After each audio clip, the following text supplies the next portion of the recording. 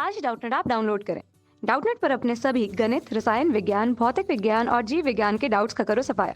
बस प्रश्न की फोटो खींचो, एक ही प्रश्न को क्रॉप करो और तुरंत वीडियो सोल्यूशन पाओ। अभी डाउनलोड करें। हेलो दोस्तों, क्वेश्चन दे रखा है कि भौतिक तुला किस सिद्धांत पर आधारित हमें बताना है। ठीक है, तो भौतिक तुला को हम साधारण तुला भी कहते हैं। तो हम लिखेंगे कि जो भौतिक तुला होता है ये साधारण तुला होता है। ठीक है, भौतिक तुला या साधारण तुला वह किस सिद्धांत पर आधारित होता है? वह बल अगुण सिद्धांत पर आधारित होता है। ठीक है, बल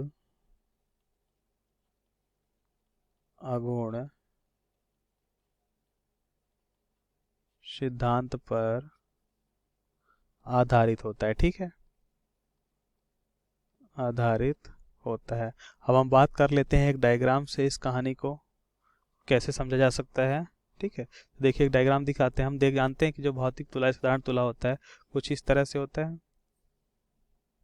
ठीक है, अगर हम इसका देखें सिरा कुछ इस तरह से होता है, जिसका ऊपरी सिरा क्या होता है, ऊपरी सिरा में हमें पकड़ने के लिए बना होता है और उसके दोनों साइड क्या करते हैं, हम कुछ ना कुछ भार लटकाते हैं। ठीक है, देखिए कुछ इस तरह से होता है ये, और इसका देखते हैं कुछ इस तरह से इसमें एक कांटे की तरह बना रहता है। ठीक है, और उसका हम क्या करते हैं, पाठांक रीड करते हैं।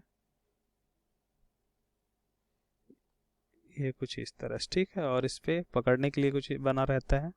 ठीक, इसको हम कांटा बोलते हैं उस साधारण तुला का। और इसके दोनों साइड क्या होता है, एक चैन लगी होती है। ठीक है, दोनों साइड क्या लगी होती है, चैन लगी होती है इसके दोनों सिरे पे।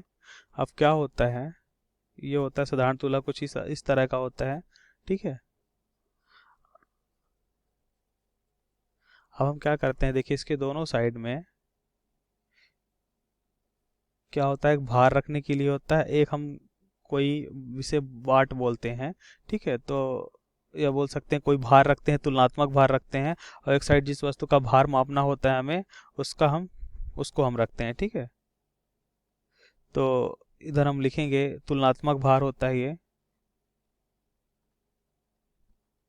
तुलनात्मक भार। तुलनात्मक भार हम जानते हैं कितने, आधा किलो बोल सकते हैं, 1 किलो बोल सकते हैं, 2 किलो की कोई भी भार हो सकता है तुलनात्मक भार। और इस इधर क्या होता है, जिस वस्तु का भार हमें मापना होता है उससे हम रखते हैं। ठीक है, तो क्या होता है कि इस पे जानते हैं कि एक तनाव कार्य कर रहा होता है कुछ इस दिशा में। ठीक है, तो क्या होता है इस पे, अगर हम यह देखें कि ये दोनों समान दूरी पे होते हैं इस बिंदु से। ठीक है, अगर मानते हैं दूरी r है और इधर से भी यह दूरी r है। ठीक है, तो क्या देखते हैं हम, इस पे भी एक तनाव T लग रहा होता है।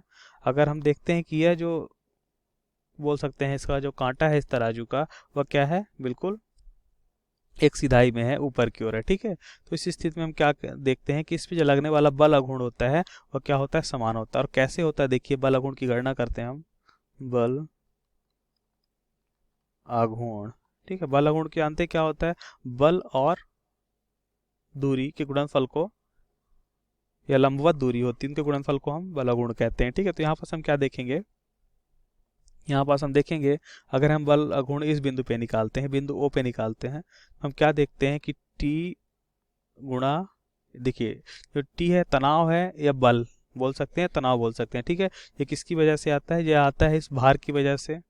ठीक है, जो तनाव है टी वो क्या हो जाएगा, टी इंटू, ये इसे हम बोलते हैं T1, इसे हम बोलते हैं T2, तो क्या हो जाएगा T1 इंटू आर। ठीक है, इसी प्रकार इसको क्या लिखा जाता है, इसको लिखा जा सकता है, अच्छा ये देखिए ये कुछ इस दिशा में आएगा ये वाला गुण। ठीक है, क्योंकि भाई भार और आर का गुणनफल जो हो रहा है वो कुछ इस दिशा में झुका रहा है, नीचे की ओर, नीचे की ओर झुका रहा है, तो हम कह सकते हैं कि इसकी दिशा कुछ यह होगी।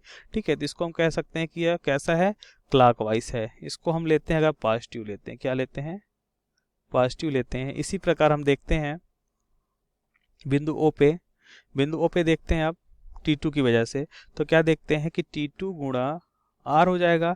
और जो यह देखिए हम ये नीचे की ओर झुका रहा है, नीचे की ओर झुका रहा है, तो कह सकते हैं उसकी दिशा कुछ ऐसे होगी। ठीक है, बिंदु ये बोल सकते हैं इस तनाव T2 की वजह से अब बिंदु ओ पे जो अघूर्ण आएगा उसकी दिशा कुछ ऐसे होगी। ठीक है, इस कारण से हम मानते हैं कि यह एंटी क्लॉकवाइज वामावर्त दिशा है। ठीक है, तो इसे हम क्या लेते हैं, इसे हम निगेटिव लेते हैं। ठीक, एक को अगर मैंने धनात्मक लिया है, दूसरा ऋणात्मक हो जाएगा। और बिंदु ओ पे अब इसके अलावा तो कोई अगुण है नहीं, बिंदु ओ पे अगुण 0 होगा, तो हम कुछ इस तरह से लिख सकते हैं बराबर 0 होगा। तो यहाँ से क्या पता चलता है, T1 गुणा R बराबर हो जाएगा T2 गुणा R। देखिए ये माइनस इधर जाता है तो प्लस हो जाता है ना। अच्छा, यहाँ से हम क्या देखते हैं, R से R कैंसिल हो जाता है और हम देखते हैं T1 बराबर T2। इस तरह से हम क्या पता कर लेते हैं, इस तरह से हम पता कर लेते हैं भार। ठीक है, जो एक तुलनात्मक भार है वो क्या हो रहा है, उस लटकाए हुए भार के या रखे हुए भार के बराबर हो जाता है। यहाँ से हम भार निकाल पाते हैं। लेकिन यह किस शर्त पे आता है, जब इसका जो कांटा है ये वो क्या हो रहा है, संतुलित है, या बोल सकते हैं एक सिधाई में है। ठीक है, तो ये किस सिद्धांत पे आधारित है, बल अगुण सिद्धांत पे आधारित है। यह बात हमें याद रखनी है। Thank you. कक्षा 6वीं से 12वीं से लेकर नीट, IIT, JEE वो एडवांस के लेवल तक 1 करोड़ से ज़्यादा छात्रों का भरोसा। आज ही डाउनलोड करें डाउटनेट ऐप या व्हाट्सएप करें अपने सारे डाउट्स 8400 400 400 पर।